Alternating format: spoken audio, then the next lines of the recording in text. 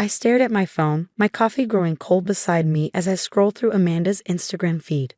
There they were, my children, Oliver and Sophie, featured in post after post, their faces smiling up at her 2 million followers. Each photo was accompanied by lengthy captions about her journey as a mother and raising well-adjusted kids in today's world. The latest post showed Sophie, my 6-year-old, painting at our kitchen table. Another beautiful morning with my little artist. The caption read, #bless #momlife #painting with kids. Except Sophie wasn't her little artist. Sophie was my daughter, and that photo had been taken during one of Amanda's weekly visits to our house. My name is Lauren Matthews, and my sister-in-law had built an entire parenting empire by pretending my children were her own. It started innocently enough 3 years ago. Amanda, my husband Tom's sister, would come over every Sunday for family dinner. She'd play with the kids, take photos, help with craft projects. As a busy marketing executive who'd chosen career over children, she seemed to genuinely enjoy being the fun aunt. Then I started noticing little things. Friends asking why Amanda was posting so many photos of my kids. Casual acquaintances congratulating her on being such a great mother. At first, I thought people were just confused. After all, she was their aunt, and she did spend a lot of time with them. But then her social media following started growing. What began as a few thousand followers quickly ballooned to hundreds of thousands. She launched a blog, Amanda's Perfect Parenting, filled with advice about raising children, all illustrated with photos of my kids. How does she have time to raise children and run her marketing firm? People would ask in the comments. It's all about balance. She'd reply, these little ones are my world. I confronted her about it once early on. Amanda, people think Oliver and Sophie are your kids. She laughed it off. Oh, don't be silly. Everyone knows they're my niece and nephew. I'm just sharing our special moments together. But they didn't know. Her followers believed she was a working mom who'd mastered the art of having it all. Companies started reaching out, offering sponsorship deals for everything from children's vitamins to educational toys. She became a regular guest on parenting podcasts, speaking authoritatively about everything from sleep training to handling tantrums. All while my children, unknowingly, served as the face of her brand. I started keeping records the day I found Oliver's baby photos being used to promote a formula company. Screenshots, emails, text messages, everything that proved my children were being used without my consent. I documented every sponsorship deal, every speaking engagement, every product she promoted using their images. Tom thought I was overreacting. She's just proud of being their aunt, he'd say. And look how much the kids love her. They did love her. Amanda was fun and energetic, always planning elaborate crafts and adventures during her visits. But while the children saw their loving aunt, I saw someone building a business on a lie. The breaking point came last week. I was at the grocery store when my phone buzzed with a text from my best friend, Kate. Your sister-in-law is everywhere. Just saw her featured on parentingtoday.com. The article was titled How I Raised Two Perfect Children, Amanda Palmer's Guide to Modern Motherhood. There was my son's first day of school photo, my daughter's dance recital picture. Moments I had shared with family, now being used to sell Amanda's perfect parenting narrative to millions. I called Kate immediately. Have you seen the comments? She asked when I picked up. People are asking how she manages to be such an involved mom while running her company. She's literally taking credit for raising your kids. I know, I said, gripping my phone tighter, and I'm done letting her get away with it. That evening, after the kids were in bed, I sat at my kitchen table with my laptop open to my carefully organized evidence folder. 3 years of documentation, screenshots, videos, dated photos proving the kids were with me during moments she claimed as her own. I also discovered something else during my research. Amanda's company wasn't doing as well as she claimed. The marketing firm she ran was struggling, propped up mainly by the income from her parenting influencer career, a career built entirely on my children. What are you going to do? Kate asked when I called to update her. First, I'm going to talk to a lawyer, I said. Then I'm going to give Amanda one chance to come clean. The next morning, I met with Sarah Chen, a lawyer specializing in social media and intellectual property rights. This is unprecedented, Sarah said, reviewing my evidence.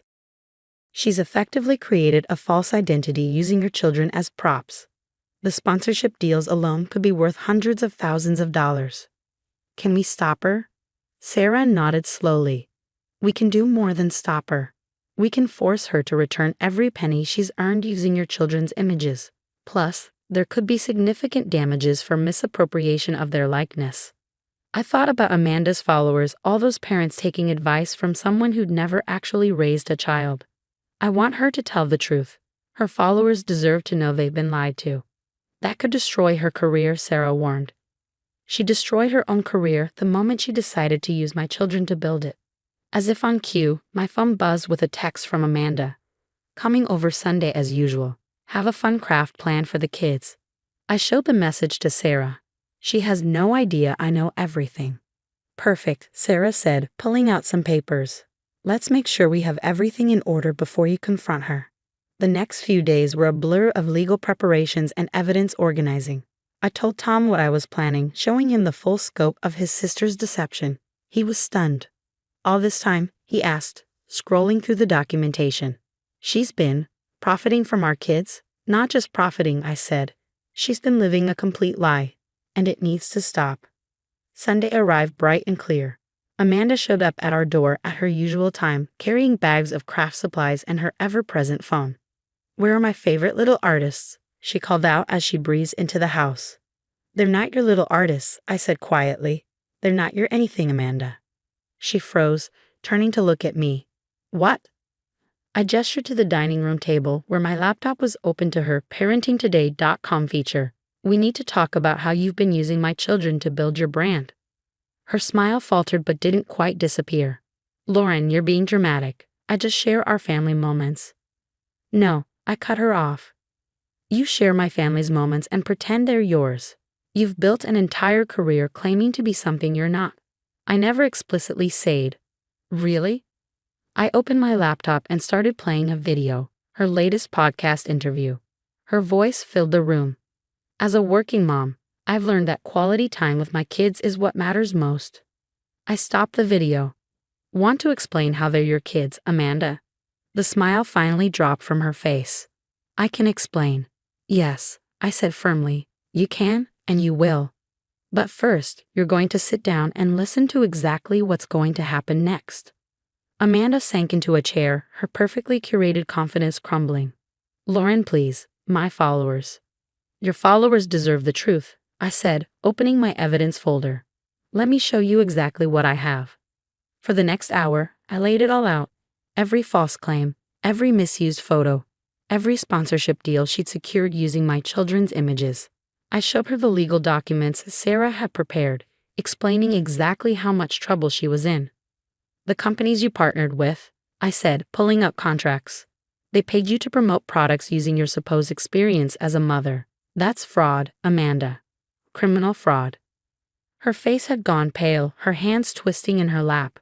I never meant for it to go this far, she whispered. It started with just a few posts, and people assumed, and then the followers started growing, and the opportunities. And you just couldn't stop lying? I asked. Couldn't stop pretending my children were yours. I love them like they're mine, she protested. I've been here every week, been part of their lives. As their aunt, I cut in. Not their mother. I'm their mother, Amanda.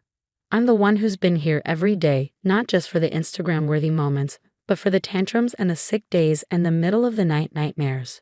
Tom chose that moment to walk in, having heard everything from the kitchen. How could you do this, Amanda? She turned to her brother, tears welling up. Tom, please. You know how much I care about the kids. Care about them? He asked, his voice hard. You've been exploiting them. Using them to make money and build your brand. Did you ever think about what this might do to them? They love me, she said weakly. Yes, they do, I agreed. Which is why we're going to handle this carefully. You have two choices. She looked up, hope flickering across her face. Option 1. You come clean, post a full confession explaining that you've been lying to your followers. Return all the money you made from sponsorships and speaking engagements. Sign an agreement never to use Oliver and Sophie's images again. That would destroy everything I've built, she whispered. Option 2. We let our lawyer handle it. The fraud charges, the misappropriation of likeness, everything. It goes public anyway, but this time with legal consequences. Amanda stood up suddenly, pacing the room. You don't understand what this would mean. My company's struggling. The influencer income is all that's keeping it afloat. I'd lose everything. You should have thought of that before you started stealing my children's identity, I said firmly. She stopped pacing, turning to face us. What about a compromise? I could say they're my niece and nephew, keep the brand but be honest about. No, Tom interrupted. No more using them at all. It's over, Amanda. She sank back into her chair, the full weight of her situation finally hitting her. How long do I have to decide? 24 hours, I said, sliding a business card across the table. That's our lawyer's number. Either you call her tomorrow with your decision to come clean voluntarily, or she starts proceedings. And the Sunday visits? She asked in a small voice. Tom and I exchanged glances. We discussed this part extensively. That depends on how you handle this, I said carefully. If you take responsibility, show real remorse, and respect our boundaries going forward, we can slowly rebuild trust. But it will take time. After Amanda left, looking shell-shocked and defeated, Tom and I sat in silence for a while. Do you think we did the right thing? He finally asked. I pulled up her Instagram feed one last time. All those perfectly staged photos of my children. All those lies about motherhood and parenting. Yes, I said firmly. She needs to face reality, and her followers deserve to know the truth. The next 24 hours were tense. Oliver and Sophie, unaware of the drama unfolding, asked why Aunt Amanda had left so quickly without doing crafts. We made up an excuse about her not feeling well. At exactly 3 p.m. the next day, my phone buzzed with a text from Amanda. I'll do it. I'll tell the truth. What followed was a carefully orchestrated process of coming clean. With our lawyer's oversight, Amanda posted a lengthy confession on all her social media platforms. She admitted that Oliver and Sophie were her niece and nephew, not her children. She acknowledged that she had built her brand on a lie, apologized to her followers, and announced she would be returning all sponsorship money. The backlash was immediate and intense. Her followers were outraged, feeling betrayed by someone they had trusted for parenting advice. Brands demanded their money back. Speaking engagements were canceled. Her perfect parenting empire crumbled in a matter of days. But something unexpected happened too. Some followers, while disappointed by the deception, appreciated her honesty in coming clean. A few even suggested she pivot her platform to focus on her real experiences as an aunt who loved her niece and nephew. 6 months have passed since Amanda's confession. Her marketing firm didn't survive the scandal, but she's slowly rebuilding her life, this time based on truth. She's scaled back her social media presence, focusing instead on actual marketing work for small businesses. Our relationship is different now. The Sunday visits haven't resumed yet. We're all still processing and healing. But she sends cards to the kids, and we send her photos occasionally with the strict understanding that they're not to be shared online. Last week, she sent me a letter. Lauren, I've been doing a lot of therapy trying to understand why I created this elaborate lie. The truth is, I was jealous. Not just of your beautiful children, but of the life you've built. I convinced myself that borrowing your family for my social media wasn't hurting anyone. I was wrong. I miss Oliver and Sophie terribly, but I understand why we need this distance. I'm working on being someone worthy of being in their lives again. Not as a fake mother for Instagram, but as a real aunt who respects boundaries and tells the truth. Thank you for giving me the chance to come clean on my own terms. I didn't deserve that kindness. Asterisk Amanda. I showed the letter to Tom, who read it thoughtfully. Do you think she's really changed? I think she's trying, I said. And that's a start. Yesterday, I deleted all my screenshots and documentation. I don't need them anymore. The truth is out there now, and keeping evidence of Amanda's deception won't help us move forward. Oliver asked about her this morning, wondering if Aunt Amanda would come do crafts again someday. I told him maybe when the time is right, because the truth is, she does love them. She just needed to learn how to show that love honestly, without turning it into a performance for social media. The whole experience taught me something important about social media and parenting. It's so easy to get caught up in presenting a perfect image and turning family moments into content. But real parenting happens in the messy, unfiltered moments that never make it to Instagram. The midnight comfort sessions, the proud but unphotogenic milestones, the quiet moments of connection that mean everything but photograph as nothing special. Amanda's perfect parenting empire was built on stolen moments and lies. But maybe somewhere in this mess, she's finally learning what real family means. Messy, Imperfect, but true. As for me, I still take plenty of photos of my children, but I'm more thoughtful now about what I share and why. Some moments are just for us.